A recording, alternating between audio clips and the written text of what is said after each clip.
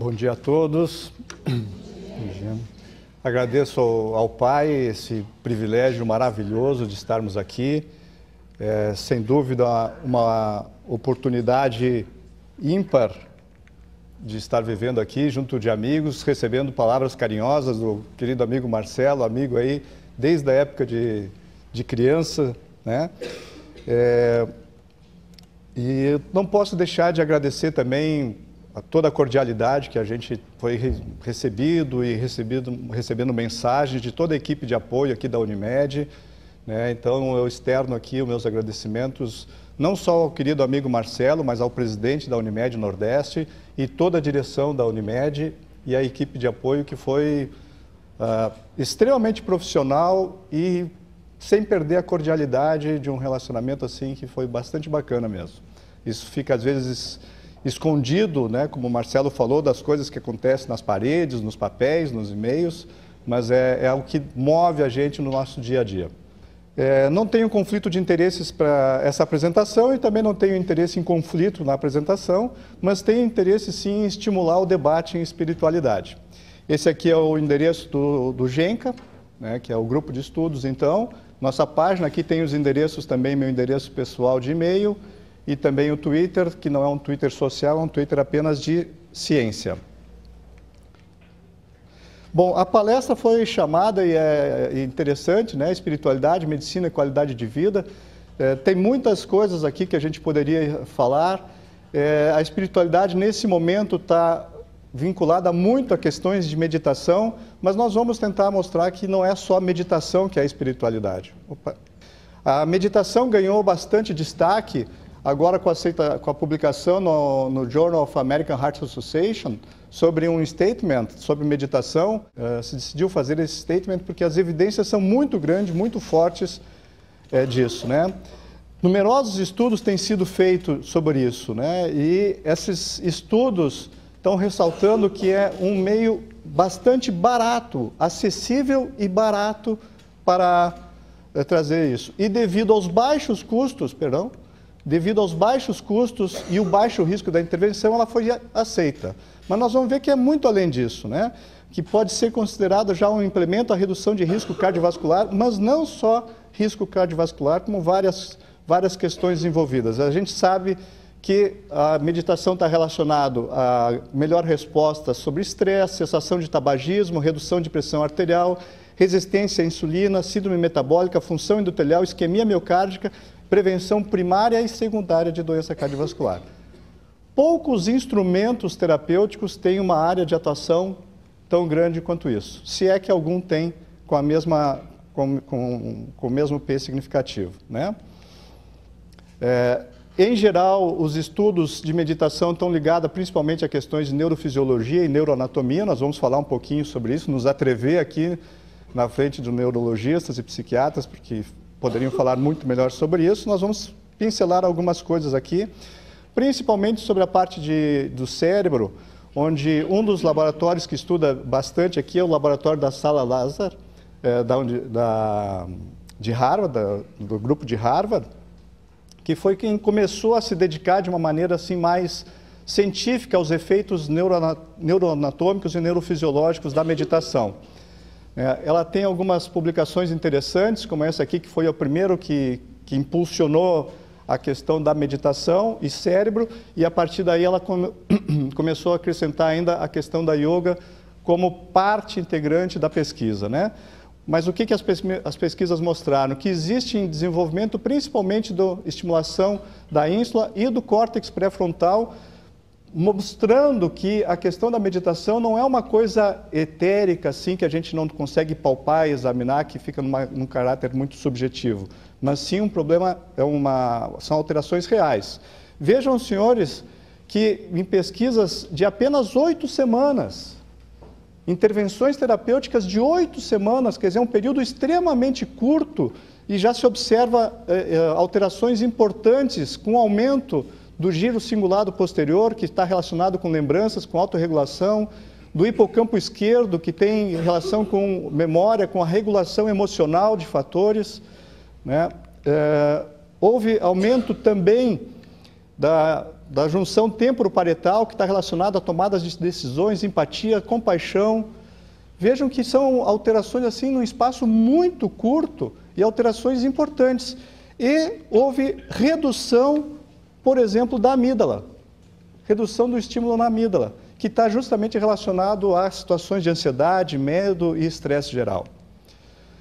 Outro grupo que estuda bastante a questão da meditação é o grupo de Stanford, né, que ficou bastante conhecido pelo Dalai Lama, que é o patrono da fundação, e o Sr. James Dott, né, que é o nosso colega, que é professor de neurocirurgia, que ficou impressionado com os resultados que ele viu no Oriente e trouxe para Stanford e montou esse centro, que na verdade quem toca esse centro é a doutora Emma Seppala, que é a diretora científica e que é uma entusiasta dessa área.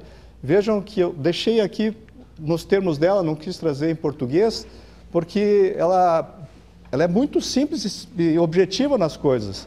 Mas vejam que melhora a saúde, não só a questão comportamental, mas sistema imunológico. Diminui percepção de dor e diminui inflamação a nível celular. Melhora a felicidade através de emoções positivas, diminuição de depressão, ansiedade, estresse. Melhora a vida social, faz você se sentir menos sozinho. O que é uma coisa curiosa, né? Meditação é uma coisa que se faz sozinho. Tu busca a solidão e tu te sente menos sozinho, né? Melhora o autocontrole, com a possibilidade de regular melhor as emoções, né?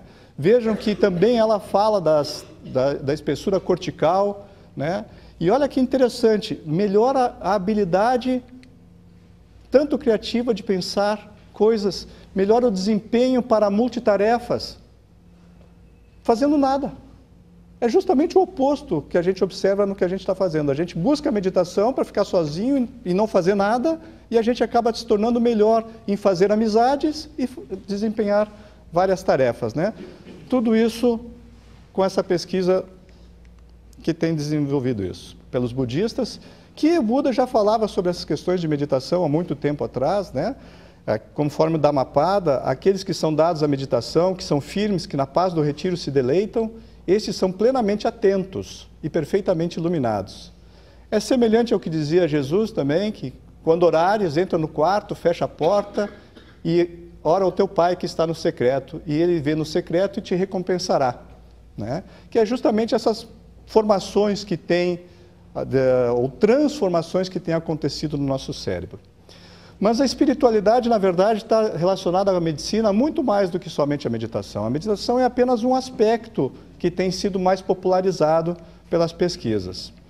Não está muito presente ainda, conforme o Dr. Marcelo falou, está modificando esse paradigma que nós vivemos atualmente, e às vezes a gente fala de paradigma e não tem bem noção do que representa um paradigma. Quem criou esse termo paradigma foi o professor Thomas Kuhn, né, um filósofo da ciência bastante importante para quem se destina a entender como é que funciona a ciência. Esse livro, Teoria das Revoluções Científicas, é bastante útil para a gente entender, ele já tem em português, é um livro de fácil leitura, e ele fala que o grande problema da gente mudar os paradigmas é a questão da linguagem, que nós temos muita dificuldade realmente de transmitir pela limitação da nossa linguagem. Né? Diz ele que 3 séculos depois de Descartes, nossa esperança que a gente tenha uma linguagem de observação pura depende exclusivamente de uma teoria da percepção e do espírito. Esse é Thomas Kuhn, né? Que está falando, olha assim, espírito, ele que criou o paradigma. Né? Aqueles que experimentam tais dificuldades de comunicação devem possuir recurso alternativo. Né? Os estímulos que eles encontram são os mesmos. O mesmo se dá com seus aparelhos neurológicos, não importa quão diferentemente estejam programados.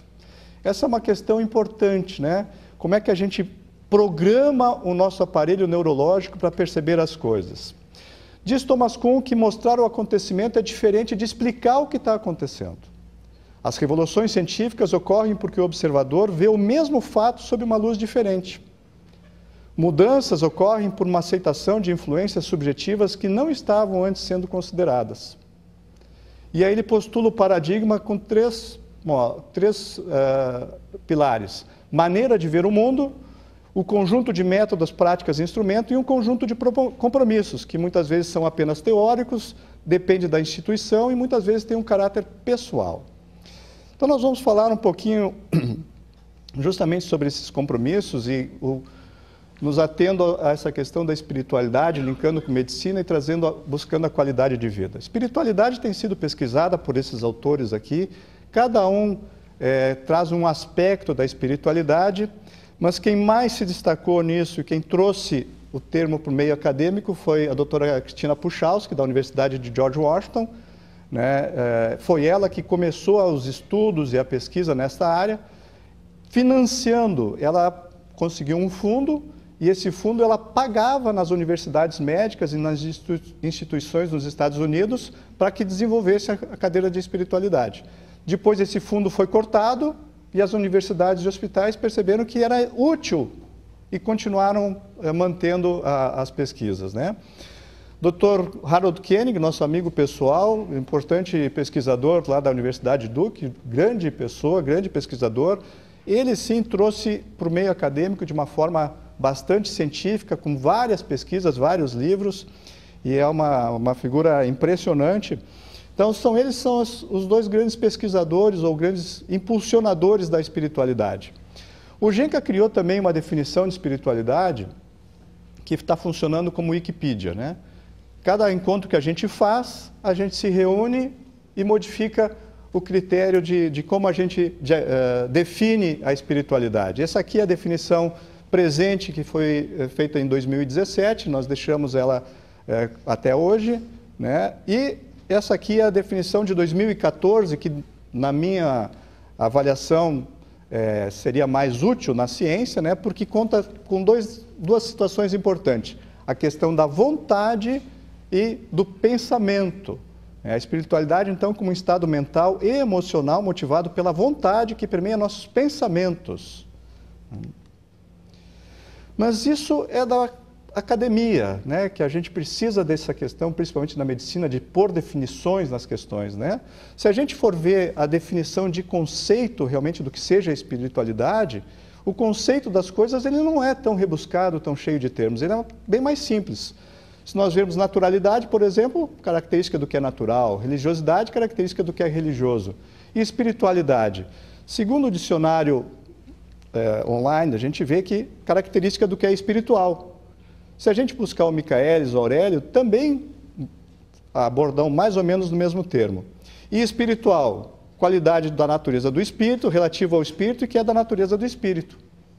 E aí a gente já começa a ter problemas, né, dentro da academia, né? Porque falar do espírito é complicado, né? Quais são as definições do que seja o espírito? Um princípio imaterial, alma, substância incorpórea, inteligente, parte não material do homem, Michaelis, princípio imaterial, ou princípio inteligente, como dizia o professor Hipólito Rivail. Falar de princípio inteligente desvinculado do cérebro é complicado, né? Isso gera uma série de preconceitos. E preconceito também é uma situação que ninguém gosta de ter, mas que todos temos em maior ou menor grau de diferentes coisas, né? Eu gosto muito dessa definição do Michaelis: conceito ou opinião formado antes de ter os conhecimentos adequados. Mas acrescento essa informação do Aurélio no final, que podem nos levar a um erro total. Preconceito é uma coisa que pode fazer com que a gente erre totalmente. Imagina o problema disso. Quem é que gosta de sair de casa para errar total? Hoje eu vou sair lá de Lajeado, vou para Caxias, vou fazer tudo errado. Né? Quer dizer, mas por que a gente fica sujeito a ter um erro total? Uma das explicações, quem traz é esse colega, Jeffrey Satinover, é um psiquiatra da Universidade de Harvard, professor de psiquiatria da Universidade de Harvard, que, no meu entendimento, é uma pessoa que gosta muito de estudar. Esse aqui eu acho que gosta de estudar mais do que eu. Ele é mestre em educação pela Universidade de Harvard, professor adjunto de psiquiatria. Aí ele viu que psiquiatria, para entender psiquiatria, tinha que saber neurologia. Aí ele foi fazer neurologia na Universidade do Texas. Aí ele viu que para saber neurologia tinha que saber entender de ciências da computação. Aí ele foi fazer bacharelado em computação em Massachusetts. E aí, para entender computação, ele disse que tem que saber física. Sem saber física, não dá para entender computação. Aí ele foi fazer em Yale, bacharelado em física, e hoje ele é professor de física quântica de Yale. Quer dizer, é alguém que gosta muito de estudar, né? Esse livro dele, O Cérebro Quântico, ele tem em português, mas está esgotado, por isso eu deixo ele aqui em português mesmo. E ele talvez justifique por que a gente fica com esses preconceitos e capaz de ter um erro total. Porque existe uma poda neural que acontece principalmente no período da adolescência. A gente poda certos neurônios e certas sinapses, na verdade, para a gente conseguir poupar energia. Porque senão o nosso cérebro consome muita energia. A gente teria que ficar comendo o dia inteiro e não conseguiria ainda abastecer o nosso cérebro. Para isso, o cérebro faz essa poda neural. Eu vou deixar algumas coisas aqui, nós vamos deixar para debate depois, mas rapidamente passando assim, se a gente poda e fica vendo desde a adolescência a mesma coisa, seria impossível a gente aprender alguma coisa nova. Não, se a gente ficar repetindo deliberada, diligente e frequentemente e se abandonarmos o padrão antigo que a gente tinha de pensar. Isso em grego tem uma palavra que resume tudo isso aqui, tem uma palavra que em grego chama-se metanoia. Essa palavra metanoia que está presente nos códigos sagrados, nos textos sagrados, já de muito tempo, foi traduzido para arrependimento. Só que metanoia não é arrependimento. Metanoia é mudar o modo de ver o mundo, mudar o modo de racionalizar o mundo. Né? É necessário nascer de novo. A gente tem que ver as coisas com um novo olhar. É uma nova perspectiva do que está acontecendo. A gente tem muito preconceito contra aquilo, com certas coisas que foram ensinadas no passado. A gente acha que textos religiosos são para ser tratados em religião, mas se a gente for ver os textos religiosos, nunca falaram em religião. Os textos religiosos falaram em maneiras de vida. Né? Como dizia Jesus, eu vim para que tenham vida e a tenham com abundância. Por isso, nosso patrono da medicina, Lucas, patrono da medicina, anota no Evangelho que a primeira coisa que Jesus fez na vida pública foi entrar numa sinagoga e levantou-se para ler, inclusive num sábado. Né? Então, sou mais uma vez grato à Unimed para a gente estar tendo essa oportunidade, só espero que vocês não façam o que fizeram com Jesus da primeira vez que ele falou, pegaram ele e jogaram do morro, né? Ou tentaram jogar ele do morro. Bom, mas essa questão da leitura, que foi o primeiro ato da vida pública de Jesus, é interessante, porque a gente está começando a estudar também o efeito da leitura no nosso cérebro. Veja essa pequena publicação, uma pequena, mas interessante publicação aqui de setembro de 2006, publicado na revista Medicina e Ciência Social, mostrando a associação entre leitura e longevidade. Acompanhado 3.600 pessoas durante 12 anos, ajustados para todas as variáveis, e o que se descobriu? Vejam, senhores, que interessante o gráfico. Ó. Leitura de 30 minutos ao dia prolonga a longevidade das pessoas. 30 minutos por dia. Até para a gente começar a entender certas coisas que às vezes é difícil de entender. Um dos problemas do paradigma materialista é explicar os efeitos placebos que acontecem dentro da medicina. Nós tivemos dentro da cardiologia, recentemente, final do ano passado, o estudo Órbita, né, que foi impressionante, né, mostrando que em angina estável, fazer angioplastia ou não fazer angioplastia, simplesmente colocar o catéter na artéria, mostrou o mesmo resultado e até um pouco melhor do que quem fez a angioplastia. Né? Então, são estudos que... Como é que a gente vai explicar isso do ponto de vista de materialidade? Né? Não fez o procedimento e ainda teve o resultado. Né? Mas essa pesquisa aqui ajuda a gente a entender ela um pouquinho. Né? O que eles fizeram? Fizeram uma estimulação transcraniana placebo contra uma estimulação transcraniana real. Com o aparelho desligado da tomada, estimularam o paciente com estímulo transcraniano e depois fizeram ressonância magnética. Vejam, senhores, que a estimulação é praticamente idêntica, com o aparelho desligado da tomada. Como é que pode? placebo, a estimulação placebo, produz alterações agudas na neurotransmissão. E esse estímulo ele pode ser potencializado se tu fizer a estimulação real. Não está dizendo que tem que ser abandonado, mas está dizendo que tem que ser potencializado. Essa questão do nosso pensamento está sendo assim, muito pesquisado. Um dos grandes pesquisadores disso é o professor Michael Nicolelis, que é um brasileiro que está ligado à Universidade de Duke.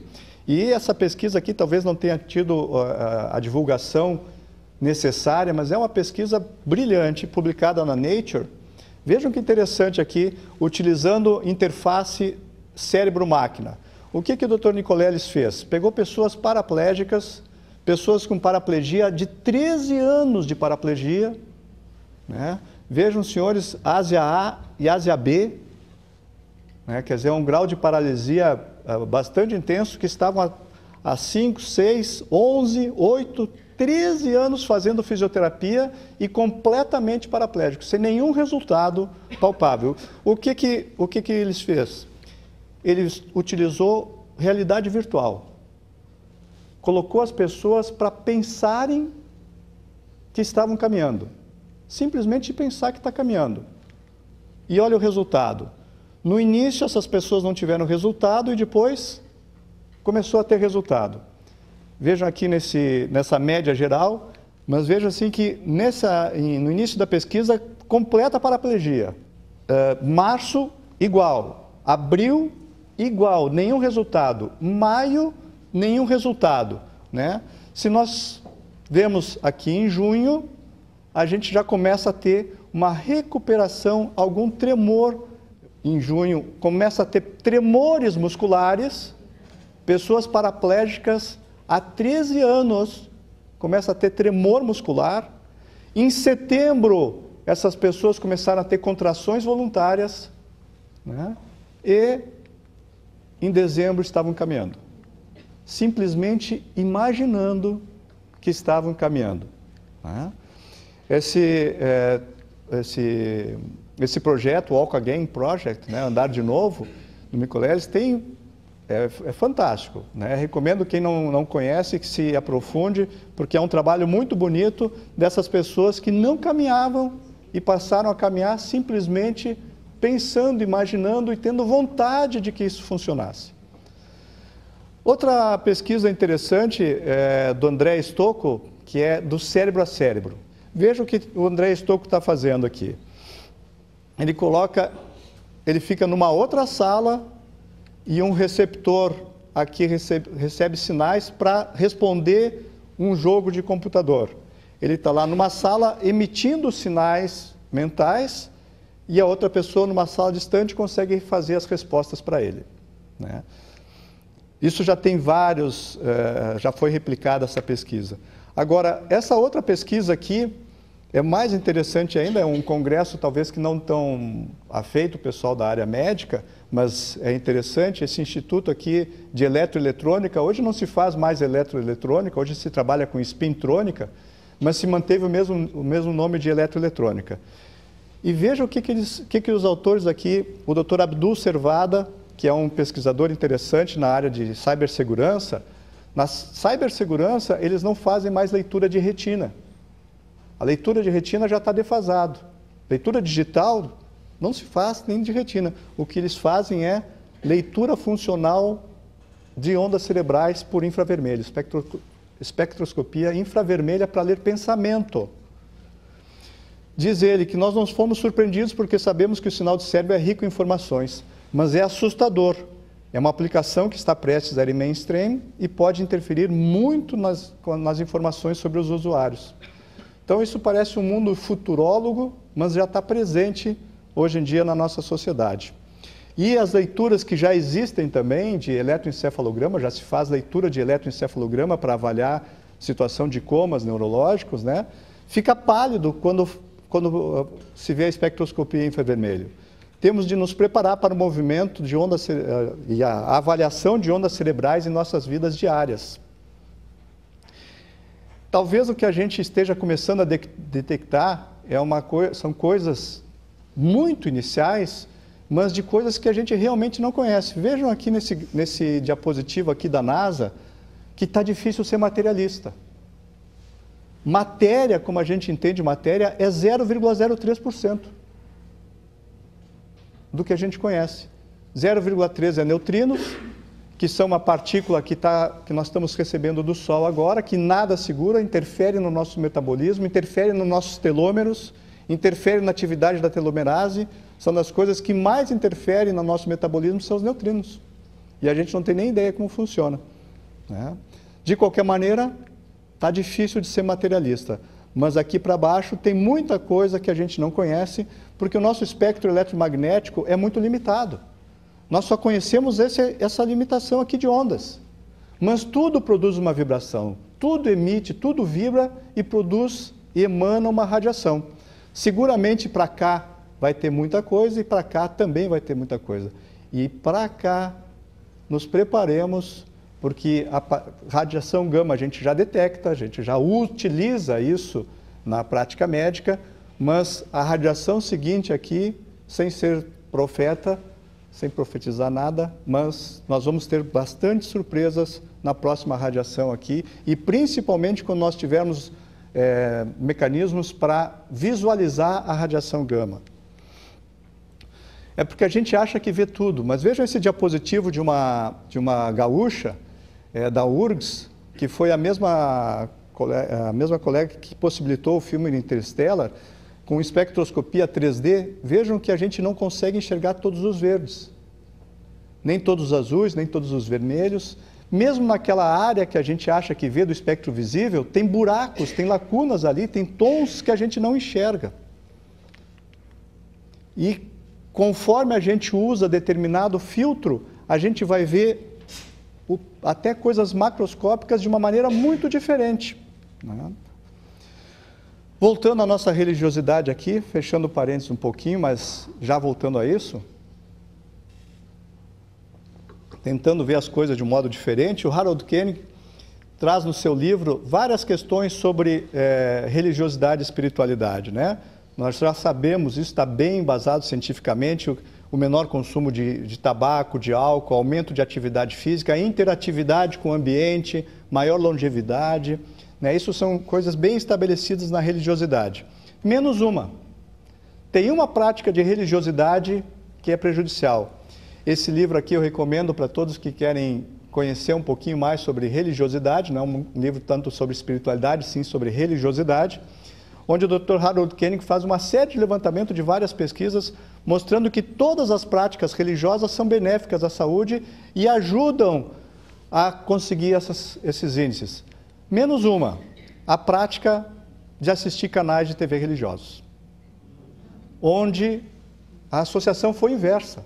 As pessoas adoeceram mais, tiveram maiores índices de pressão arterial assistindo TV religiosa. Essa questão da TV vai ser complicado na medida que a gente se debruçar para estudar, porque os estudos que a gente já tem sobre televisão são complicados. Veja uma publicação do Circulation, que é uma publicação da American Heart Association, tempo de assistir TV e mortalidade. 8.800 adultos acompanhados por 6 anos, pouco mais de 6 anos. 284 mortes por câncer, doença cardiovascular e outras causas.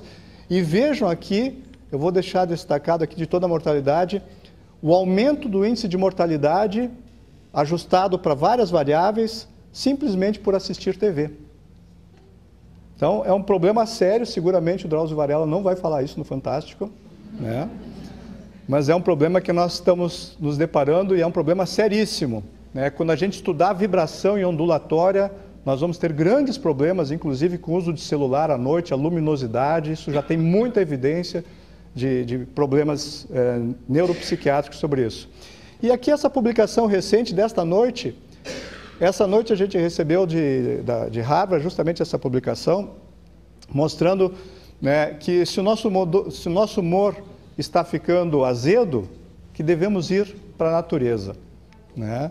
Dr. Jason Strauss, né, que é diretor da psiquiatria geriátrica da Aliança de Cambridge, que é associada à Escola Médica de Harvard, né, vejam que muitos homens correm maior risco de ter transtornos de humor à medida que envelhecem, de lidar com mudanças repentinas na vida, problemas de saúde, perda de entes queridos e até mesmo quando chega na aposentadoria, né?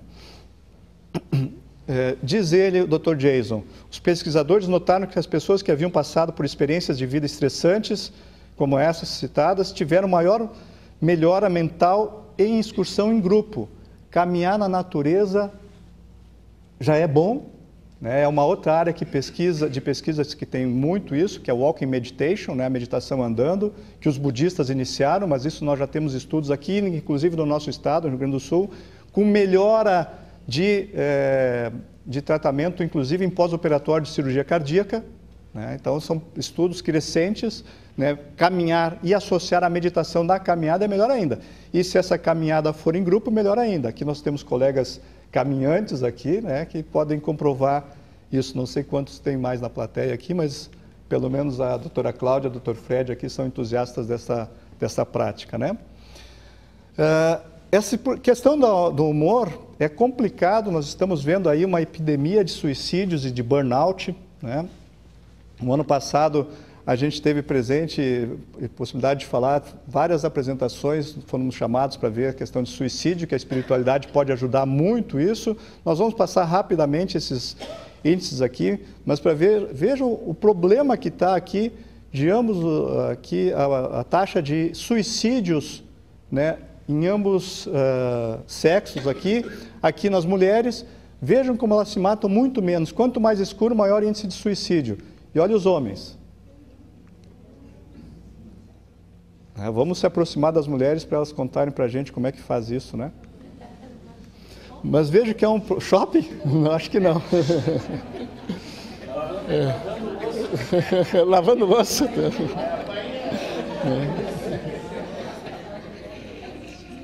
Mas vejam que é um problema sério, porque a gente se preocupa...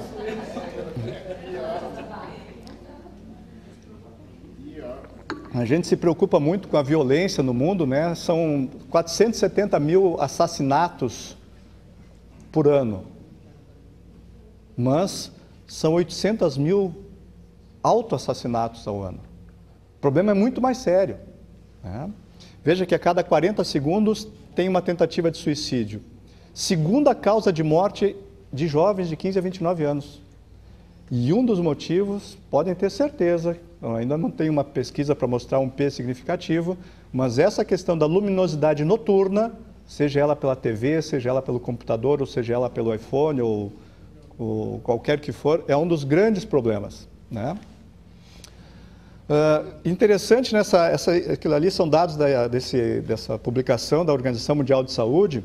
Veja que nós temos muitos problemas aqui nesse levantamento, né? Veja que ainda o índice de fumantes é muito grande, novos casos de HIV muito grande. Vejam que tem um outro problema aqui que o Dr. Marcelo abordou, assim, que é a questão da alimentação. 4,3 milhões de pessoas morrem por poluição de ar causada por combustíveis para cozinhar. Nós estamos cozinhando alimentos e nos matando com o que a gente está cozinhando. Veja que crianças ainda morrem antes do 5º ano, né? Tem problema da obesidade, é sério, 42 milhões de crianças estão acima do peso, abaixo de 5 anos, mas tem 156 milhões de pessoas que não têm o que comer. Tem pessoas que ainda não têm o mínimo de higiene. E isso aqui não é estatística lá do Senegal, nem de Moçambique. Isso aqui é estatística da população. Opa, perdão. Isso é estatística de pessoas que estão sem teto. Vejam aqui no Brasil, voltando à questão do suicídio, isso. Vejam aqui no Brasil, a gente não tem dados concretos, mas se estima que são 23 suicídios por dia, né? Agora, o segundo lugar é Tocantins. Mas, veja no Rio Grande do Sul, nós temos o 1º, o 3º e o 4º lugar. E o 1º e o 3º lá na minha região, Forquetinha, que é muito próximo, e Travesseiro, que são 2 cidades bastante próximas de Lajeado.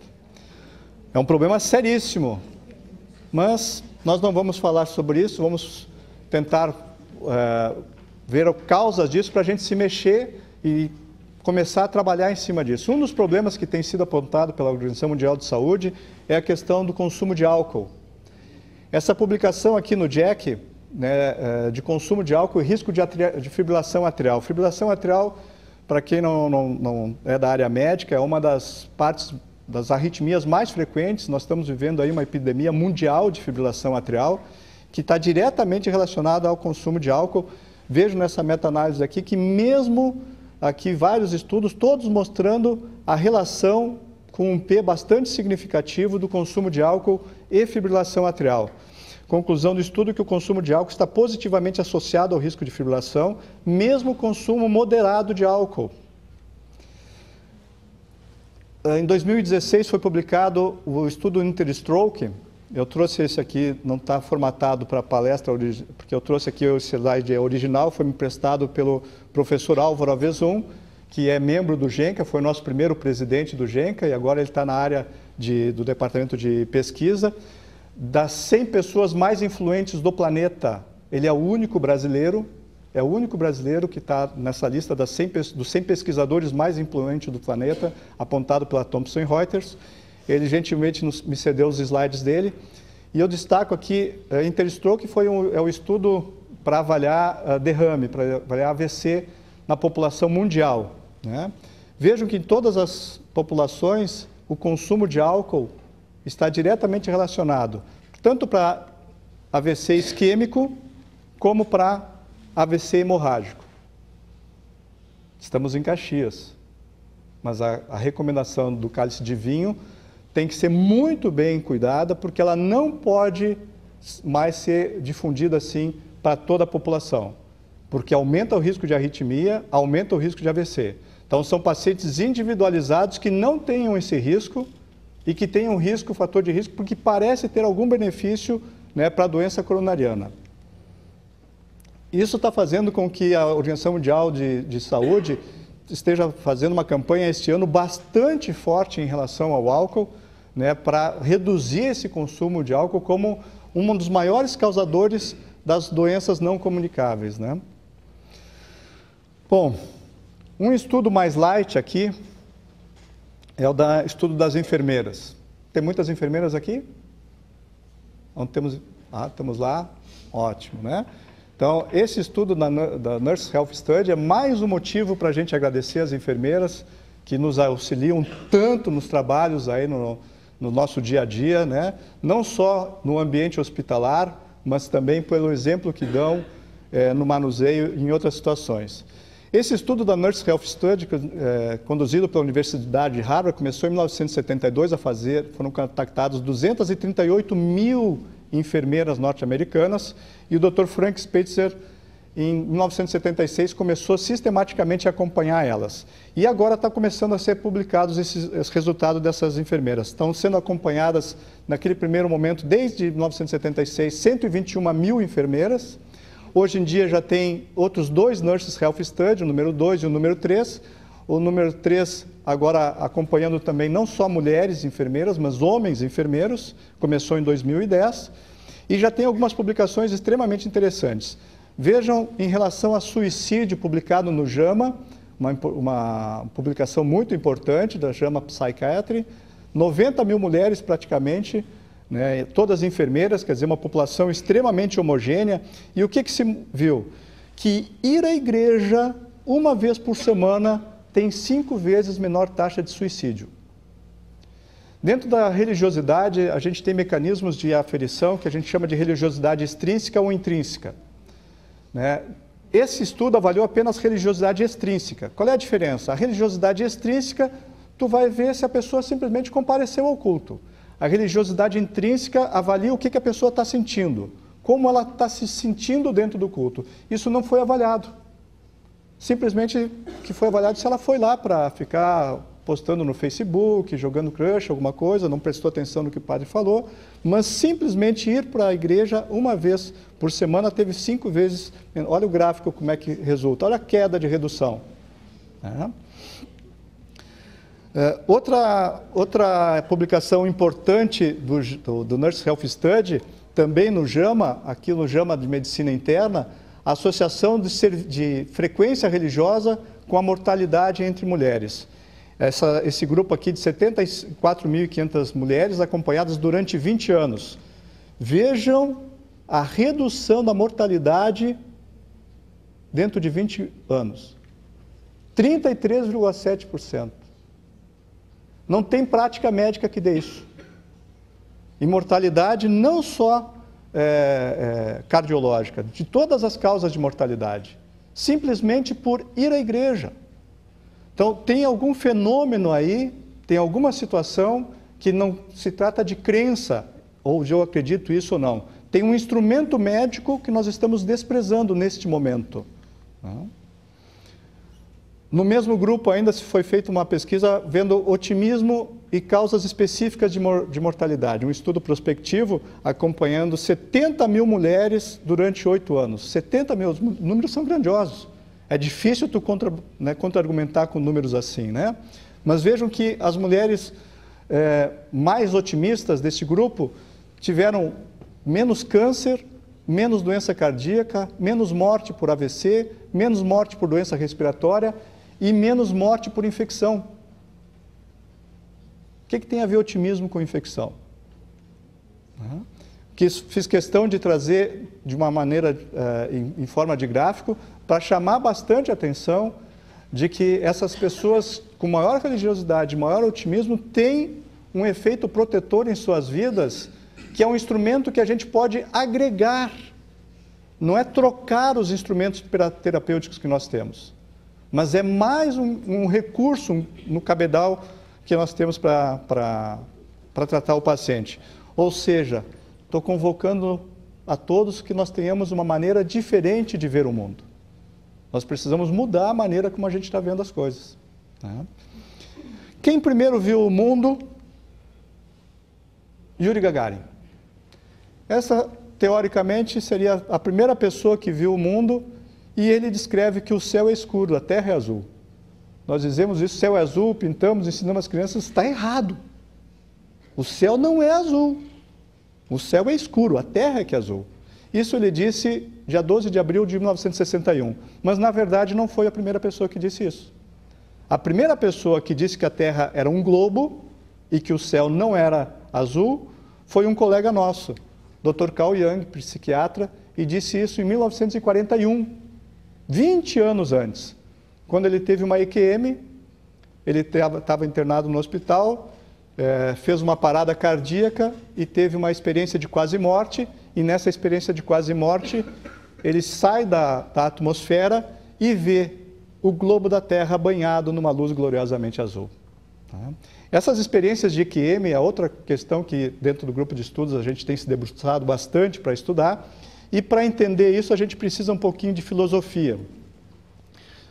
Sir Karl Popper é um importante filósofo da ciência, que traz várias considerações aí, importantes para a gente entender também como funciona a ciência. Esse livro é muito bom, tem em português, e uma das afirmações importantes dele é que basta apenas um cisne negro para provar que todos os cisnes não são brancos.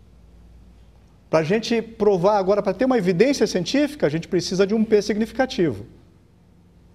Mas, para a gente saber, a gente pode saber isso antes de ter a evidência científica. E as EQMs são exatamente isso. O Dr. Raymond Moody, um outro psiquiatra que trouxe em 1975, nesse livro, Life After Life, que começou a trazer as experiências para o meio acadêmico, e se estima que 12 a 18% dos sobreviventes de paradas cardíacas tenham sofrido EQM. Isso está de acordo com outros estudos, e é um número muito ainda, digamos assim, pouco estimado, subestimado. Por quê? Porque quem é que tem coragem de dizer que teve uma EQM? Eu tive, aqui nesse hospital. Onde 2 grandes amigos meus aqui deram uma prova linda de amizade aqui. Tenho que prestar aqui o meu agradecimento público aqui ao Dr. Fred, que interrompeu o seu lazer para vir fazer uma cirurgia aqui conosco, aqui nesse hospital. E quando eu acordei, tinha um outro anjo aqui, tem 2 grandes anjos e amigos aqui que estão junto da gente, que acordei com o Nora fazendo o meu pós-operatório. Foi um momento de gratidão muito grande a essa instituição que me acolhe, que nos acolhe todos aqui, e especialmente aos esses dois grandes amigos aqui. Mas, de qualquer maneira, as pessoas que têm tido Dark Experience não estão relatando. Porque as pessoas que estão relatando são só as pessoas que veem luzes, que veem seres angelicais, situações paradisíacas, mas tem uma infinidade de pessoas que não estão encontrando isso e estão vivendo outras coisas. De qualquer maneira, a experiência de quase morte envolve questões de consciência, né? Não temos uma definição acadêmica estabelecida, mas sim envolve um estado especial de consciência, e todos falam de um retorno consciente ao corpo. É um processo onde o nosso nível de consciência está mais consciente do que agora. As pessoas que experienciam EQM, elas conseguem lembrar de fatos que quem está ali vivendo não lembra. Vejam que essa questão da consciência associada a algum mecanismo extracerebral está presente já desde a antiguidade. O Robert Fludd, em 1620, teria proposto esse esquema. René Descartes também, colocando em 1630 o esquema extracerebral. Atualmente, quem mais pesquisa a consciência é o professor Christoph Koch, né, escreveu esse livro, As Bases Neurais da Consciência, e seria o mais entendido. Ele ainda propõe um mecanismo cerebral para a decodificação dos sinais, e que ele mesmo está vendo que não é isso. Nessa publicação recente, na Neuroscience, em 2016, ele fala de progressos, mas também fala de problemas, porque tem coisas que não dá para explicar colocando a consciência como sendo cerebral. Eu aproveitei esse gancho de progressos e problemas, e a gente já está indo para o finalmente, e trouxe aqui alguns diapositivos de experiência de quase morte, onde a gente tem também progressos e problemas. Vejam, essa aqui é uma cortesia do Dr. Pim van Lommel. O Dr. Pim van Lommel nos cedeu esse gráfico de uma pessoa que estava fazendo uma monitorização de eletroencefalograma e sofreu uma parada cardíaca. E vocês vejam a correlação que, após a parada cardíaca, a atividade cerebral ela vai diminuindo, a atividade cardíaca cessa. Pouco tempo depois, a atividade cerebral também cessa, e após a reanimação, a atividade cardíaca volta e depois volta a atividade cerebral, mostrando que tem uma correlação nítida entre consciência, entre atividade cerebral e atividade cardíaca. Se tem essa correlação nítida, como é que as pessoas podem lembrar? Como é que pode ter acesso à memória, situações de memória? Isso levou os pesquisadores a começarem a se debruçar sobre isso. Então, os fenômenos de experiência de quase morte envolvem a consciência de estar morto, aumento do humor, experiência extracorporal, percepção de luz, né, fazem um retrospecto de vida, uma série de situações aqui, né, felicidade, bem-estar, ausência de dor, né. Agora, tem uma questão interessante que essas pessoas, e a gente está orientando um grupo de pesquisa, veja que essas pessoas têm euforia, felicidade, bem-estar, perdem dor, mas nenhuma delas se suicida. Se eu estou passando por uma situação de sofrimento, vivo uma experiência que é de bem-estar, de euforia, eu quero voltar para lá. Agora, essas pessoas que deveriam ser as mais suicidas, não se suicidam. É curioso, né? De qualquer maneira, no meio acadêmico foi publicado no Lancet, essa pesquisa do Dr. Pim van Lommel, onde ele analisou 344 pacientes reanimados após uma parada cardíaca nos hospitais holandeses. E aqui nessa publicação no Lancet, ele não faz uma avaliação do fenômeno que está acontecendo, mas sim da mudança de comportamento que acontece nas pessoas. Vejam que a imensa maioria teve uma experiência clássica, consciência de estar morto, emoções positivas, atravessaram túneis, né? E essas situações do que viveram não teve nenhum fator que influenciou o que eles estavam experienciando, seja a duração da parada cardíaca, do tempo de inconsciência, complicações, uso de medicamentos, questões psicológicas, nada, gênero, religião, educação, nada influenciou a experiência de quase morte. Então, 344 pacientes, desses 344 pacientes, 62 tiveram experiência de quase morte, e olha a transformação que aconteceu, não só deles, mas também em outros autores. Crença na vida após a morte. Antes, a maioria não acreditava na vida após a morte. Depois da experiência, passaram a acreditar na vida após a morte. e com perda do medo da morte. Acabou o medo da morte. Praticamente a totalidade das pessoas. E vejam que antes, muitos tinham medo grande da morte. Então, olha que interessante do ponto de vista de questões religiosas e espirituais. Relação com religião organizada. Sem religião, antes 46%, depois 84%. Iam à igreja 40%, depois só 20% passou a frequentar a igreja. Quer dizer, as pessoas param de buscar valores religiosos, mas começam a buscar orientação religiosa. Antes 32%, depois 86%. Vejam, valores espirituais, 20% apenas buscava valor espiritual. Depois da experiência, 88%. As pessoas deixaram de ir à religião, mas começaram a fazer prece. Veja só, 48% fazia prece, depois da experiência não quer mais saber de religião, não quer mais saber de ir à igreja, mas começa a rezar mais. É interessante esses dados, né? A espiritualidade faz assim, às vezes, se a gente para, a gente tem um nó na cabeça, né?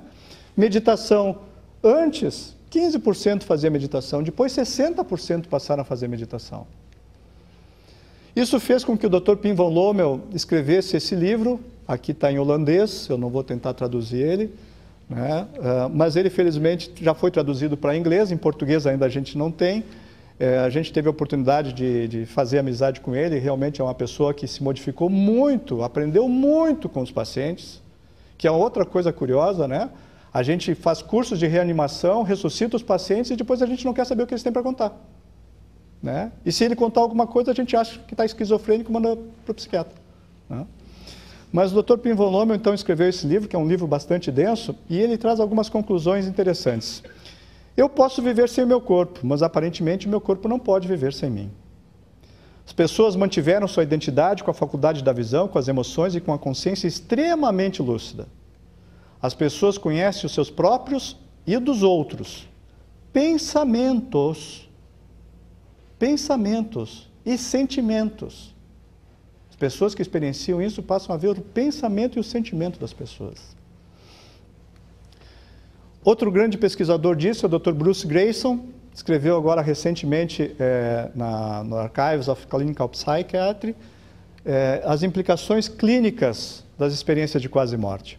Nós vamos deixar isso aqui para o debate aqui depois, fica aqui registrado, depois a gente passa o diapositivo para vocês das conclusões dele, mas aqui desconfigurou um pouquinho, não é que tem um 10 de cada uma, mas existem várias explicações para isso. Quando a gente fala assim, a primeira coisa que dizem, isso aí é por causa da hipóxia.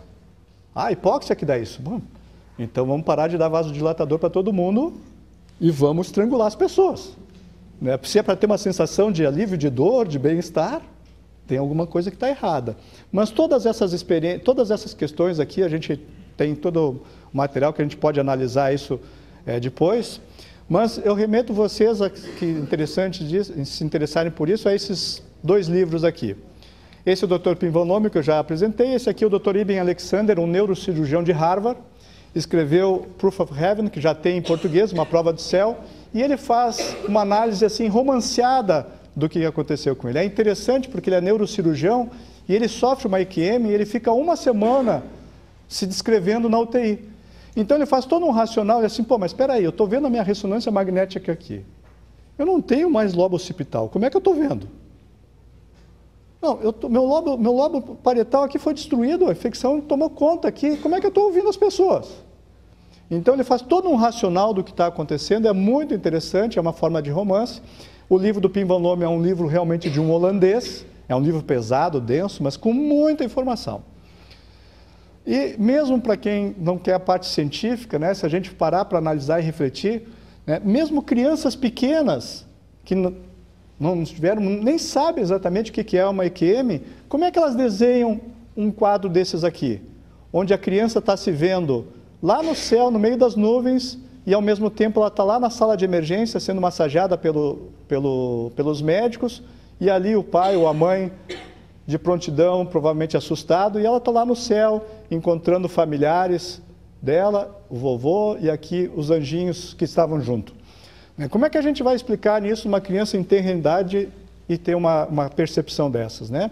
E isso está presente não só nas pesquisas do Bruce Greyson, mas também de vários outros pesquisadores que trazem isso.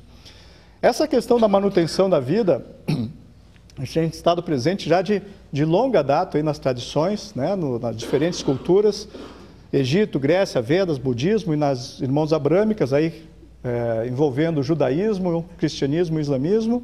Todas elas falam dessa travessia que a gente passa por um túnel, ou por um rio, ou por algum processo que faz com que a gente atravesse algum local ou alguma situação temporal até a gente chegar ou no reino dos céus, ou a terra pura de Devachem, no reino dos cósmicos de Brahma, o nome que cada cultura der. Eu trouxe aqui para a gente ir se aproximando do final, aqui da Grécia, que é mais ao nosso termo aqui na nossa cultura, né? Onde no livro A Eneida, Virgílio descreve esse lugar de sombras que a gente iria depois da morte como um reino soturno e obscuro. Os mortos revivem como sombras, desprovidos de vitalidade física, que conservavam em vida, onde a existência vivia simplesmente o prolongamento do que viveram em terra. Nos irmãos abrâmicos tem até um hino que se canta, né, nos Salmos, lá, ainda que eu ande pelo vale da sombra e da morte, não temeria mal algum. Então, isso está presente em todas as culturas, desde a antiguidade, essa travessia que acontece aí nesse momento da morte, e mesmo em diferentes situações tem até a descrição deste corpo que é semelhante à morte e que recebe diferentes nomes de acordo com a cultura. Soma psíquicos, rajas, cama-rupa, perispírito, corpo astral, corpo de glória, corpo sutil. Aqui esses dois, coisas que talvez a gente não esteja muito afeito, que é o sufismo, que é o braço espiritual do islamismo, e a cabala, que é o braço espiritual do judaísmo. De qualquer maneira, todos falam da preservação de alguma espécie de vida corporificada, mas de qualquer que seja a corporificação, existe uma consciência junto disso. E talvez essa seja a grande implicação das experiências de quase morte, porque nós nos deparamos com muita dificuldade de dar más notícias, que a gente chama de más notícias médicas, né? Aqui o nosso ex-presidente, professor Marco Malaquias, grande amigo, querido amigo, foi presidente da Sociedade Brasileira de Cardiologia, e tem esse artigo que ele escreveu ano passado, bastante interessante, né? Mas com coisas que é difícil da gente lidar. Vejam as publicações de Harvard, mesmo com o que eles têm lá de notícia, ainda se fala, né, lidando com dor e a perda, né?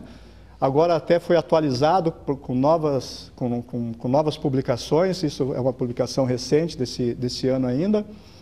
A Associação de Psicologia Americana falando também da perda dos amados, né? E a gente já tem a grande implicação clínica das EQMs, né? É que não existe a morte. A morte, como nós entendemos, ela não existe. O que existe é que existe um prolongamento da consciência. Vai viver de uma outra maneira. Que maneira vai viver? Bom, aí nós temos que parar e ouvir essas pessoas que estão experienciando, que estão antecipando informações, como Carl Jung antecipou a informação 20 anos, e que nós ainda não levamos em consideração, né? Ainda a gente diz, não, o céu é azul, doutor. O céu não é preto, né? Mas dessa talvez seja a grande implicação clínica. E eu encerro aqui convidando que a gente tem que dar uma parada para pensar que todos esses amados que já passaram pela vida antes de nós e que estão ali à nossa disposição para nos ajudar, desde que a gente pare de olhar para baixo, principalmente se nas mãos tiver um aparelho celular. Para de olhar para baixo, ou olha para dentro de si, ou olha para o alto. Muito obrigado.